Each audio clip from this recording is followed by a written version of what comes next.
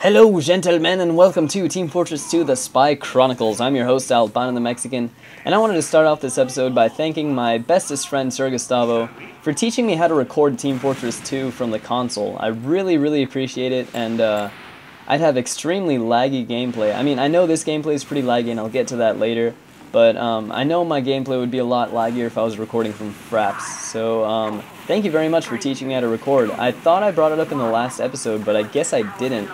And I'm truly sorry for that. I feel really guilty, but yeah, so this video is going to have a little bit of a frame rate problem. It'll probably be running at 20 to 25 frames, which ideally you're supposed to be running around 30 or up. And so yeah, I thought I'd bring that up. It's only because I thought to bring my graphics up, and my computer doesn't really want to run that very well. So yeah, sorry about that, guys. It's spy gameplay, so you don't really need to worry too much about the frame rate. Yeah. So the map we're playing today is CP Badlands, which is a control point map, and you can see a lot of the time I do try and control the point or help the team. Most of the time I don't. Right there was a scout. He was camping us for such a long time. He was camping our spawn, and I thought it was worth it to just sacrifice my life that one time so we can get the stupid spawn camper out of there. God, I hate spawn campers. I don't know if I bring that up, but yeah. So let's bring up the weapons that I'm using. I'm using the Strange Big Earner, and thank you to my subscriber, Lego 7008. Sorry about that, I butchered your name. Lego 7008 on Steam and James 2001 on YouTube. Thank you very much for the Big Earner. I've played with him a few times. He's probably a better spy than I am. And yeah, so thank you very much for the Big Earner. Right here I have 4 health. Don't ask me why. I wanted to get the revenge on that scout.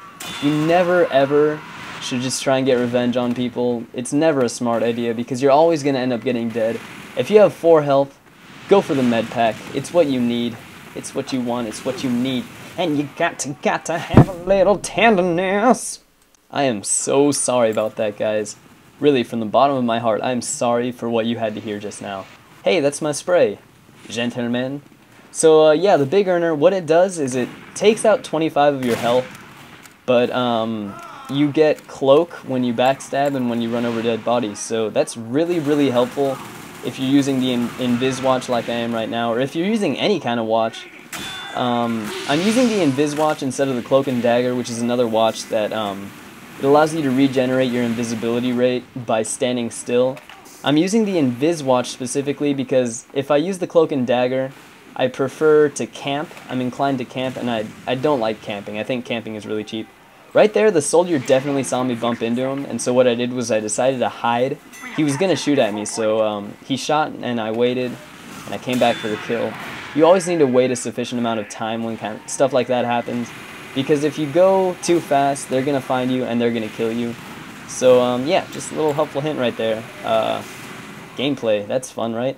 So, Big Earner, I've got the Ambassador too. Oh no, I was talking about the invis-watch, right?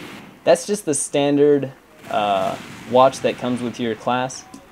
It's nothing special, it just makes you invisible until your thing runs out. And yeah, so my gun, the Ambassador. What it does is it gives you crits on headshots, critical hits on headshots, but you sacrifice a loss of power when you're just hitting anywhere else. So probably not the best idea for me to use it because I don't really have the pinpoint accuracy like most other people in this game. So yeah, you should probably use that if you have good aim. If you have bad aim, do not use it. I'd probably just stick to the revolver. There was me being stupid. I didn't see the scout behind me. The medic got a lucky shot on me, and yeah, like I said before, I was just being stupid. Always be wary of your surroundings, as the noble Qui-Gon Jinn would say. And so yeah, I've got the Big Earner, the invis-watch, the Ambassador, and I've also got the Spytron 3000, but that's standard with every spy. You know, everybody's got to have the Spytron 3000. Just in case you guys didn't know, that's the cigarette box. It says Spytron 3000 up in the right corner, and I thought that was kind of cute, you know. Team Fortress 2 is just silly. I love the hats. Speaking of hats, if anybody has the familiar fez, I'm willing to trade you anything. I will give you my soul if you have the familiar fez. because I've been looking for the familiar fez for a really long time, and the people that are willing to trade with me are stupid and want money, and I don't want to give them money. I'm Mexican, I'm lazy and poor. Wow, that's such a bad stereotype. I'm sorry about that, guys. So yeah, if you have the familiar fez and are willing to trade with me, by all means, please contact me.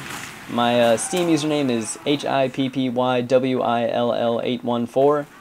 I'll flash that up, and yeah, please, because I really want to get this Saharan Spy so I can get silent decloaks, because if you guys didn't know, when you decloak, you make a sound, and that sound is definitely like audible to the people who are using headphones, or just to people who have good speakers, and that makes your job as a spy a lot harder.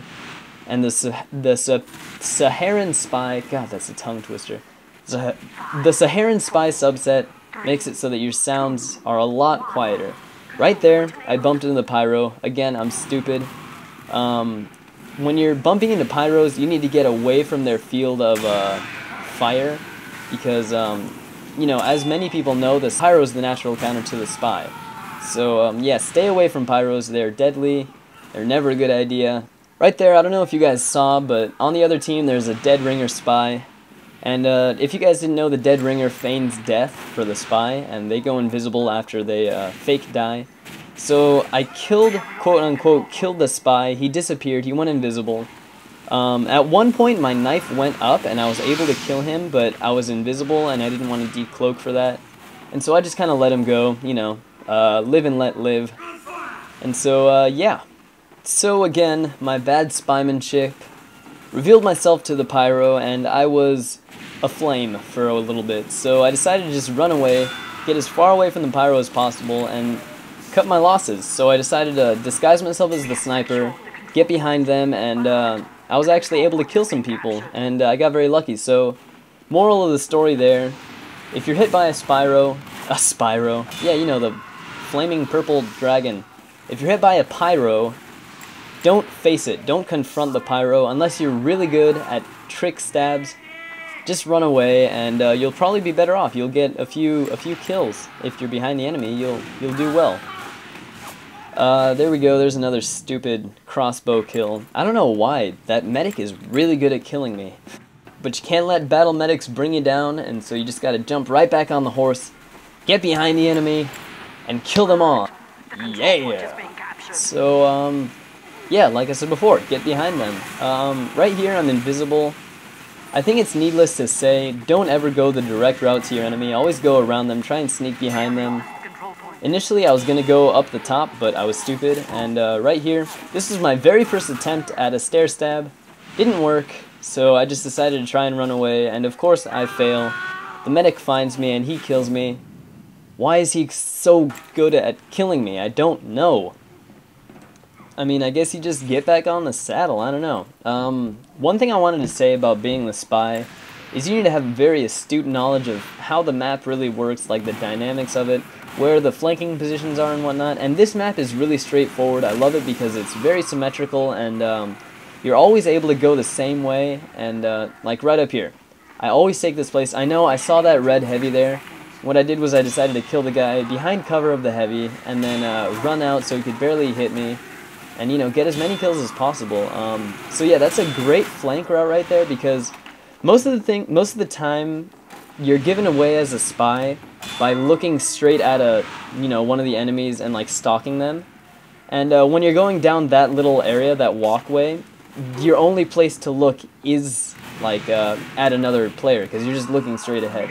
So like that's a really good place to to be able to flank the enemy. And right here, I knew I was in over my head against the medic. That medic is my mortal enemy, and so I just decided to wait him out and hopefully get a few more kills, you know, on my way out. Sadly, I did not. I just fail utterly. I thought this was a backstab. Apparently it wasn't. I just really, really suck. And I'm just glad that the battle medic didn't kill me that time. And we won. We won while I was dead, and I was very happy about that. This next game is actually the best part of the entire gameplay. The rest of this game is just one life. It's one round, one life, and I just wrecked, dude. I'm pretty proud of it. I don't know. I just called my viewers dude. I'm sorry about that, guys. You're not my dudes. You're my gentlemen. At least in this series you are. And yeah, so hopefully you guys enjoy it.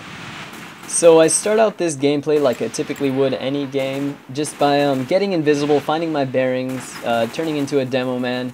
I saw that demo man, decided, nope, he's not my target. Saw the other one, nope, not my target. And I just decided to get right behind him like I usually do. Hopefully nobody saw me uncloak, and you know, we'll just see what treats lie behind this door. And oh hey, look, a medic. Oh no, you suck. Oh yeah. You all suck. You want some of me? You want some of this? No, I'm afraid of you. I'm just gonna leave. Yeah, that medic is just deadly. I knew I was gonna die, and so I just left. And right here, there is a sniper, and I'm just like stalking him, and BAM! And just back out completely, because there were a lot of enemies there, and that demo man definitely saw me. So I hide in the water. He fails. I come back with a vengeance. And here we go. Oh look, a heavy. Perfect. You're gonna die! And just duck out because he was being healed by a medic. I don't know if that was the medic that always killed me, but I hoped it was, so I just backed away. And disguise and reflank. Rinse and repeat. That's really the spy's bread and butter. Bread and butter is just, you know, repeating everything until they get wise and then finding a new way to do it. That's pretty much all you have to do as the spy. That's how you, like, become a good spy. Is getting really good at routine and finding new routines that work just as well. So right there, I saw the heavy. I was out of my cloak, my invis-watch, and so I decided to just cloak around the corner and pretty much come at him. But he died before I was able to get to him.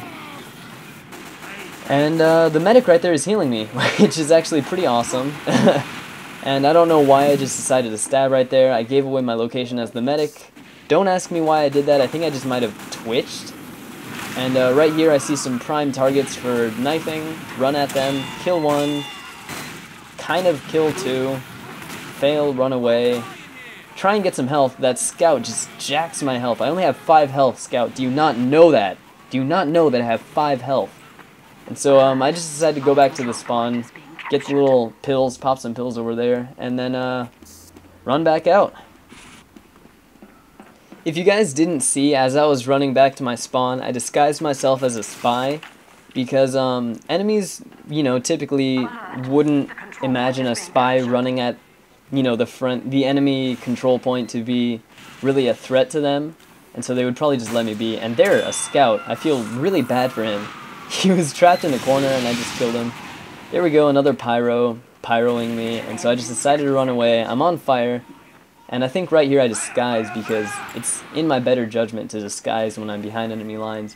And yeah, just get right back into that area where everybody hangs out. And yeah, so fail my stab, fail my stab, fail my stab, get him finally. Run away so that nobody is the wiser. And you know, throughout this whole part I have really low health. I don't know why I decided to do that. So I get more health and go for more kills. You are so mine, soldier. You are so mine. Oh my god, just kidding. And get ready for some rage, guys. I don't know who this guy was playing, but something really frustrated the crap out of him. It makes me laugh every time listening to this guy, and I'm sorry, he continues to talk throughout like the rest of this gameplay. Not a lot, but it is rather annoying. Just try and ignore it. Maybe listen to the sweet, soothing, calming sounds of my voice, and you guys might be able to ignore it. And there is a spy right there. I'm not really able to get him. I think he might have been my teammate. Yeah, he was my teammate. And oh, there's the enemy spy. That's what I was thinking about. And absolute fail.